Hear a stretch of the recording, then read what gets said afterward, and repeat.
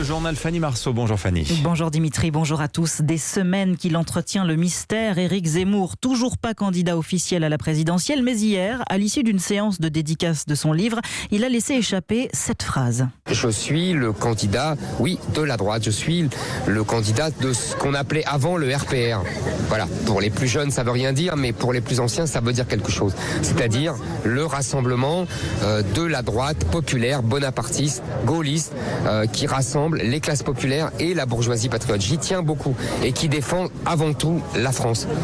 Voilà, c'est tout mon sujet. C'est la France mon sujet, c'est pas autre chose. Éric Zemmour qui se réclame du RPR des années 70-80. Bonjour Louis Dragnel. Bonjour. Chef du service politique d'Europe 1 en direct ce matin. Louis, que signifie cette phrase « Je suis candidat du RPR » ? Alors tout d'abord, une petite précision, le RPR, le Rassemblement pour la République, c'est le parti créé par Jacques Chirac en 1976 qui s'est ensuite transformé en UMP en 2002. Et si Éric Zemmour y fait référence, c'est parce qu'en 1990 par exemple, le RPR proposait la fermeture des frontières, la suspension de l'immigration, réserver certaines prestations sociales aux nationaux, l'incompatibilité entre l'islam et nos lois. À peu de choses près, en fait, ce sont les idées que défend le journaliste quasi-candidat. Éric Zemmour en parle parce qu'il sait que ces thèmes portent encore beaucoup au sein des militants Les Républicains d'aujourd'hui et il veut montrer que ce n'est pas lui qui est radical, mais bien la droite classique qui a abandonné ses fondamentaux. Louis, un dernier sondage Harris Interactive paru hier après-midi place Éric Zemmour à 17% d'intention de vote, c'est-à-dire